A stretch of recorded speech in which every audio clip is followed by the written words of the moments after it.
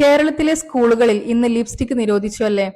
സ്കൂളിൽ പോകുമ്പോൾ കുട്ടികൾ ലിപ്സ്റ്റിക് യൂസ് ചെയ്യുന്നതും ബാഗിൽ അത് ക്യാരി ചെയ്യുന്നതും എല്ലാം നിരോധിച്ചുകൊണ്ട് ഇന്ന് കേരളത്തിലെ സ്കൂളുകൾ ലിപ്സ്റ്റിക് ഫ്രീ ക്യാമ്പസായി മാറിക്കൊണ്ടിരിക്കുകയാണ്. ഇതിന് പിന്നിൽ വെറുമൊരു ധാർമ്മിക ഉത്തരവാദിത്തമോ ധാർമ്മിക നിയമമോ മാത്രമല്ല, ഇതിന് പിന്നിൽ വലിയൊരു മെഡിക്കൽ റീസൺ കൂടിയുണ്ട്. എന്തുകൊണ്ടാണ് കേരള ചൈൽഡ് വെൽഫെയർ കമ്മിറ്റി ഈ ഒരു തീരുമാനത്തിലെത്തിയത്? തിരുവനന്തപുരം RCC അതായത് റീജിയണൽ ക്യാൻസർ സെന്ററിൽ നിന്ന് പുറത്തുവരുന്ന പുതിയ പഠന റിപ്പോർട്ടുകൾ പ്രകാരം കുട്ടികളിൽ വയറിലെയും കുടലിലെയും ക്യാൻസർ കേസുകൾ വർദ്ധിക്കുന്നതായി കണ്ടെത്തിയിട്ടുണ്ട്.